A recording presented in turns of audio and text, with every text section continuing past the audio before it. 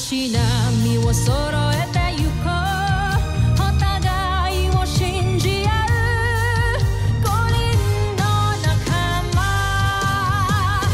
まるでスファイブに預けた命飛ぶぜ宇宙の果てまでもみんなの笑顔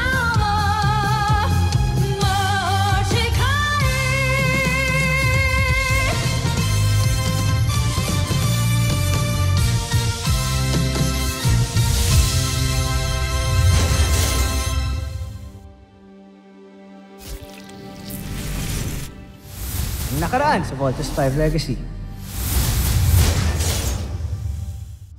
Nakapasok na pala siya sa kampo ng Voltes 5? At siguradong magtatagumpay siya sa kanyang misyon. Ako si John Armstrong. Nandito ko sa medical bay ng Camp Big Falcon. Let's do the bioscan.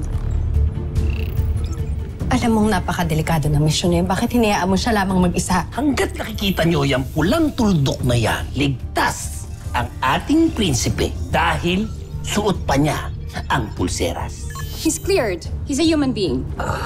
Di pa siguro maayos kalagayan mo, Manuel. Magpahinga ka muna dito bago ka umalis. Dr. Smith, okay lang ho ba yun? Bakit dito pa? Pwede naman siyang ihatid sa ibang ospital sa mainland, ah. Di naman siya kalaban eh. Saka nakita naman din na tao siya, so wala naman tayong dapat ipag-worry. You stay, at least man lang overnight. Siguro by tomorrow, you'll feel much better. Para tuluyan nilang hindi mabisto ang prinsipe, kailangan kong kumuha ng dugo ng mga taga-Terre Air 2 at alamin ang komposisyon ng katawan ng tao. Suot ni prinsipe ang isang pulseras na nagbabago ng kanyang anyo. Di ba obvious na gusto kita? I know that you're a good person. I know that you're a good friend. Pero for now, that's all I can give. But I'm your friend. Bakit tila nakita ko na siya? Bakit pamilyar ang kanyang wangis? Nagkakilala na ba kami? Saan? Bakit hindi ko maalala? Di ba sinabi ni Dr. Smith bawal ka pang lumabas ng medical bay? Hinahanap ko kasi kayo eh. Okay na ako. Gusto ko na sana umuwi. Manuel, wala pa tayong clearance from Dr. Alonso. Di bale, bukas, kapag okay ka na, kami pa mismo maghahatid sa'yo. Excuse me, men. Sparring tayo. Sama tong bisita natin. Siyan nyo lang, ha? Yes, sir. Medyo di sanay, eh.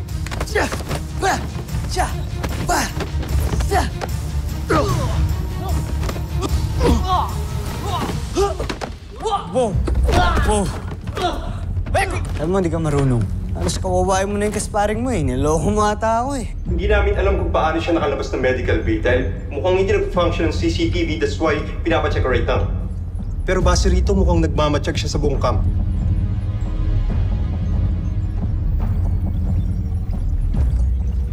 Kuya Bert! Nakausap ko si Kuya Steve. Nasa gym saloon na Kuya Manuel. Oh, so tamang-tama. Kailangan mo na mag-workout, tumataba ka, no? Mana lang ako sa'yo, Kuya Bert, no? Ano gagawin natin doon? War Games! War Games? Tara! Kuya, sama ka. Mag-War Games tayo na Kuya Manuel. Kaya na lang. Hindi ako sumali. Itong si Kuya, no? Hindi naman masyadong halatang naglalabas ng samaan ng loob. Bakit? Ano bang dinadamdam ni Steve? Kaya nga kawawang-kawawa yung punching bag. Paano ba naman kasi ito si Kuya? Namang problema kasi ni-reject niya si... Mga kuya, tama na yung mga adult problems na yan. Mag-War Games na lang tayo. Tara. Sabad ako. Etong gun mo, Kuya Manuel. Paano ito? Hindi, ganito lang yan. Ito Ikasa mo sa'yo, Kuya dito. Steve. Yun. Ayos, ah. Yun. Salamat, Big Bird. Mas malakas mo kay Kuya Manuel. Laki nung akin. Uy.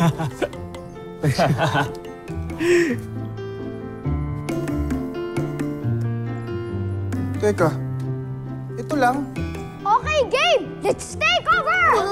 Game! Oh, ito na! Steve! Hop! Oh, ito! Ay, wait na!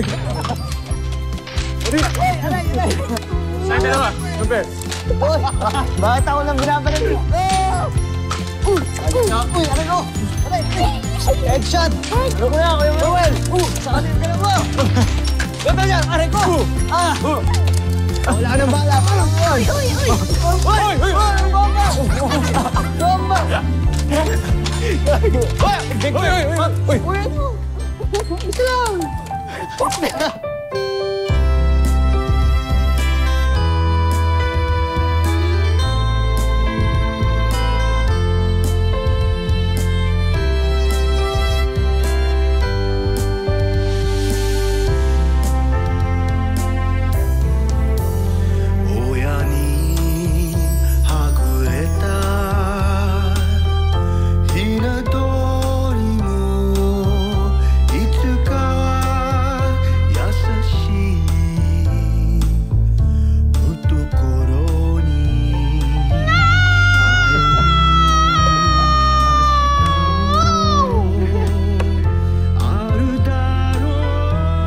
Little John!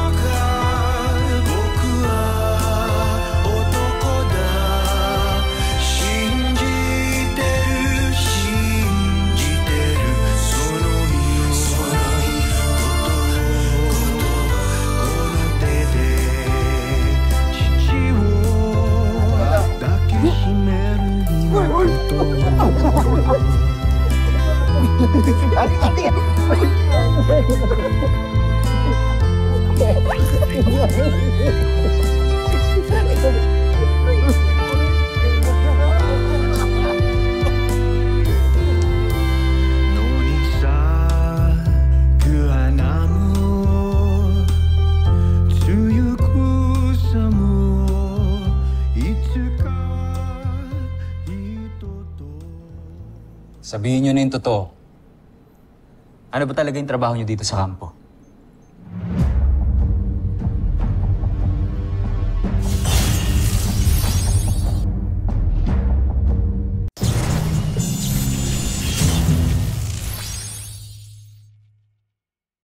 Ano ba talaga yung trabaho niyo dito sa kampo? Secret? Ito naman. Daya niyo naman eh. Kayo nga, dami niyo alam tungkol sa akin eh. Ano na kasi pag-usapan natin? Hindi naman ganun ka-interesado yung trabaho namin dito. Niloloko ka lang yan, hindi kami VIP dito. Wala. Pala kayong tiwala sa akin. Akala ko pa naman. Kaibigan yung turing niyo sa akin.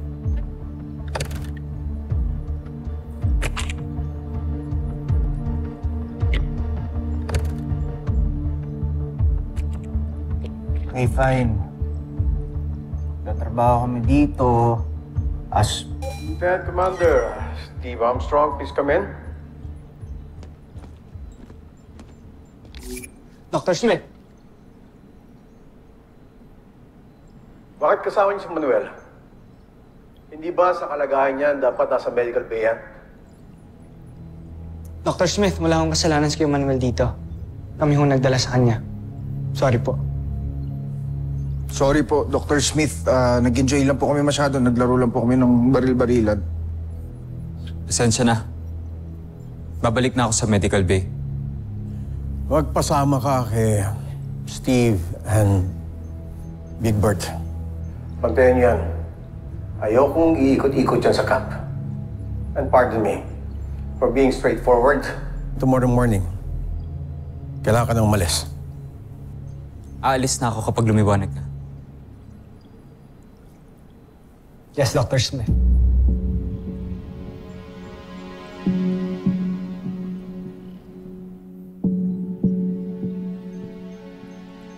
Manuel, pasensya ka na kay Dr. Smith ah. Overprotective lang siya sa amin and dito sa camp.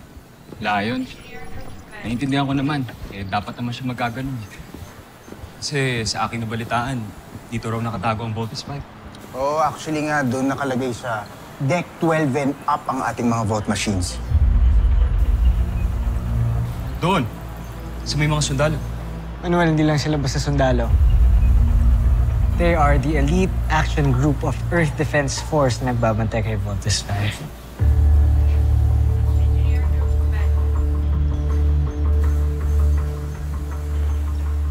Steve! Buti nandito kayo. Sakto, may good news ako. Umami na ako kay Jamie.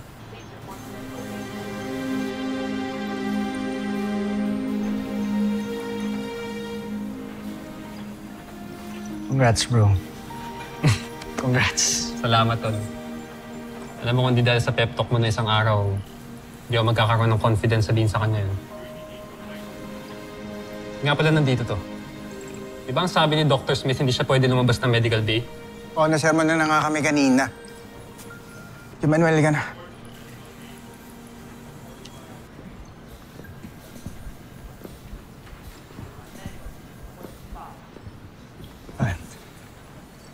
Gusto mo rin yung sinasabi niyan, Jamie, no?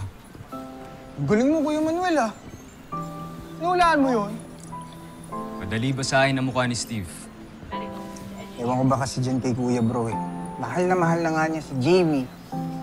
Pakubahin niya sa iba. Maganda pag-uugali. Hindi makasarili. Pero yan ang magpapahamak sa'yo. Dapat ba ilaban ko? Kahit mag-away kami ni Mark? Hindi mahalaga ang ibang tao. Wala ka dapat isiping iba kundi ang kapakanan mo. Hindi. Hindi ganyan yung Kuya Bro ko. Martir eh.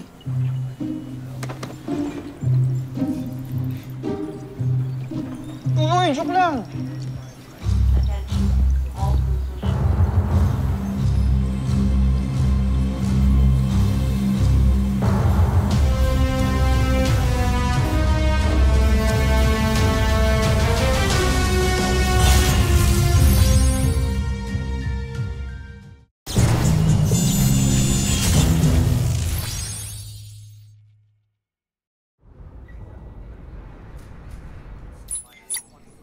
Ayos vitals mo ah, pang-idol.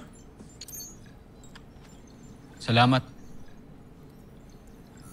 Tagal ka na dito sa kampo? Tagal na din, idol. Mga 3 years. Ibig sabihin, kilala mo ni mga piloto ng Voltes 5? Naman. Crush ko nga isa dun eh. Kamingay ah. Sino-sino nga ba sila? Naku, idol, di ko pwedeng sabihin sa'yo. Bawal ko sabihin sa tagalabas yung mga sekreto dito sa loob eh. Di naman ako kalaban. Kakampi na nga ako dito sa kampo eh. Pansin ko nga, close ka dun sa Armstrong Brothers eh. Mababait sila. Mabubuting tao. Totoo. Pero teka, niiba mo naman yung usapan eh. Sino nga kasi yung mga piloto ng Voltes 5? Si Steve, si Big Bert, sila no? Isa sila sa mga piloto. Ano ka ba? Tatanong ka pa. Kailan mo sila, di ba? Hindi sa kanila ka magtanong. Sagutin mo na ako.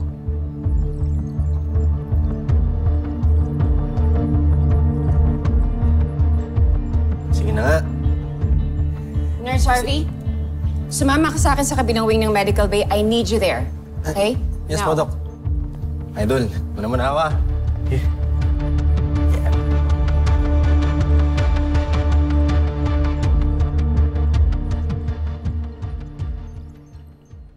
Dr. Smith, it's Mark. Enter.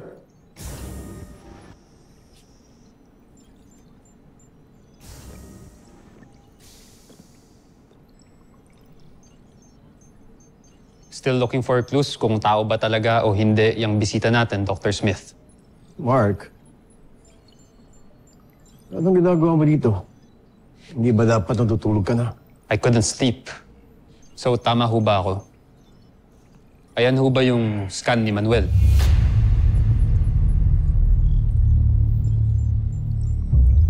I don't know.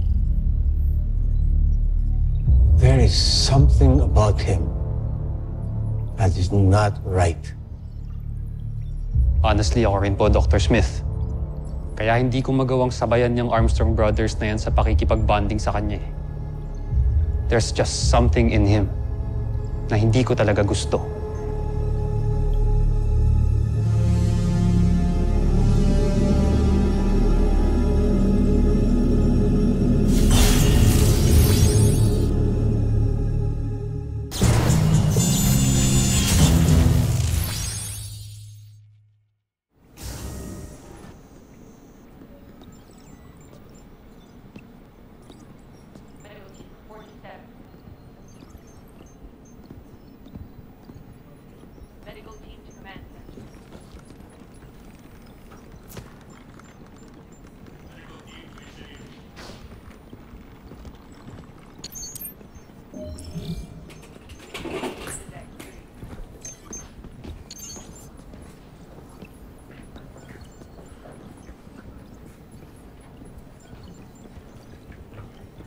Bakit hindi ka napansin? Nandyan ka lang pala sa aking tabi. Ba't hindi naisip na baka ikaw nang para sa akin? Kala kaibigan lang, pero parang nahulog na rin ba? Hindi mahalaga ang ibang tao. Wala ka dapat isiping iba kundi ang kapakanan mo. Ikaw sana ang nauna, sana'y sa'yo at di kanya. Ang puso ko paano makakawala? Dagdagan mo pa ang armas ng Beast Fighter. Yun ang aking ginagawa. At mas maganda yan kung patitibayin pa natin ang kanyang baluti para maitaas natin ang kanyang defense. Marunong pa kayo sa akin. Tingnan mo yun.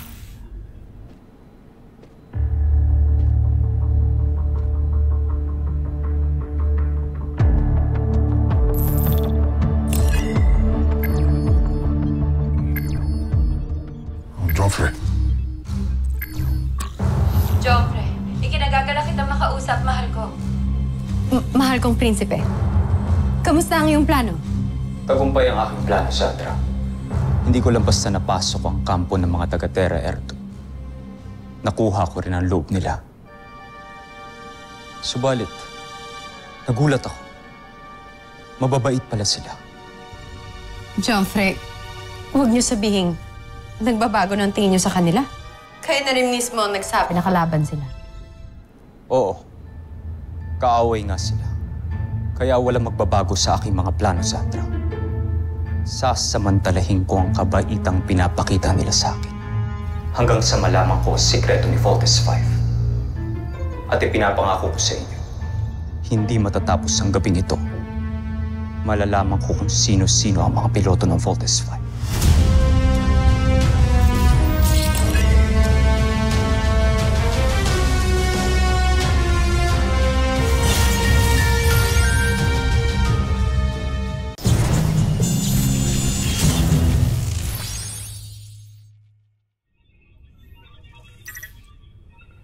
Ayusin mo yan.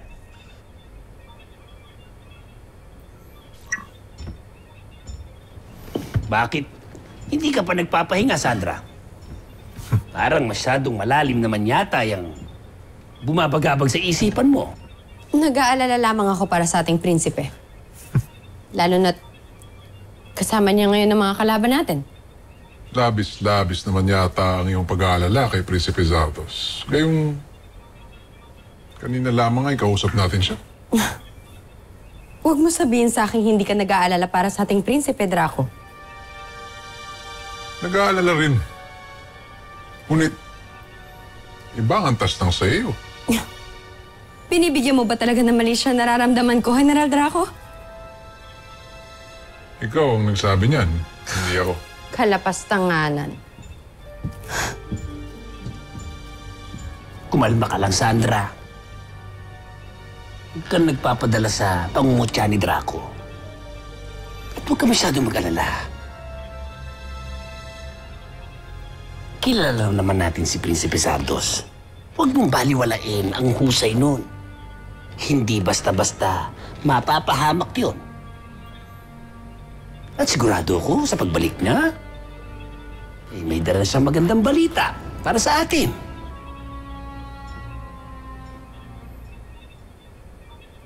Para sa iyo.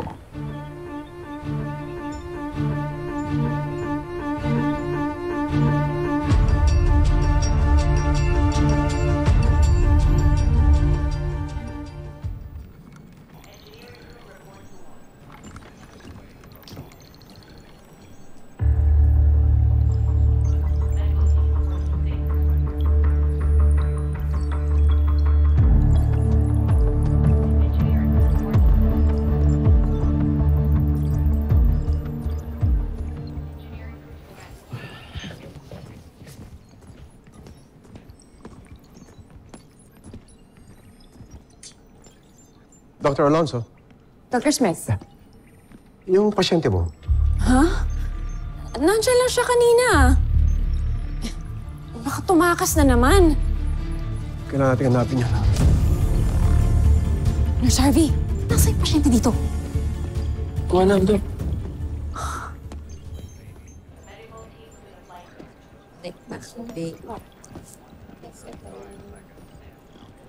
Anna? Ava! So how's your best friend, Jamie? Sila na ba ng ex ko? Hindi pinurso ni Steve si Jamie. Actually, ang dinedate ni Jamie si Mark. Really? Oo. Ang totoo niyan, Steve and Jamie are just friends.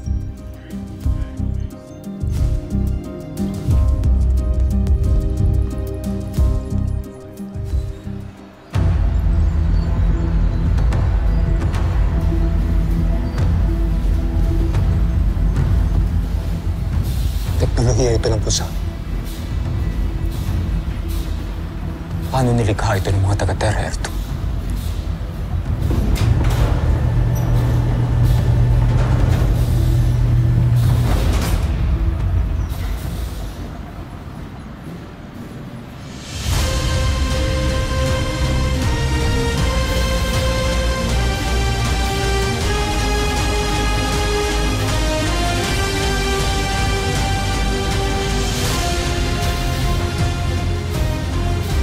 Voltes 5.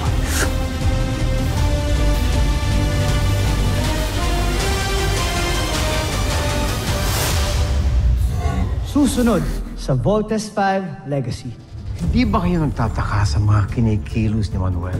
Lagi na lang siyang tumatakas sa Medical Bay. Salakayin ninyo ang kanilang kampo ngayon dito. Mapanganib yun para sa inyo, hindi ba nandiyan pa kayo?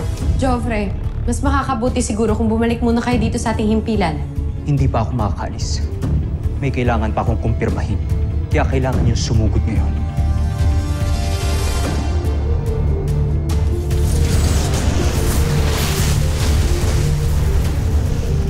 Where did it go?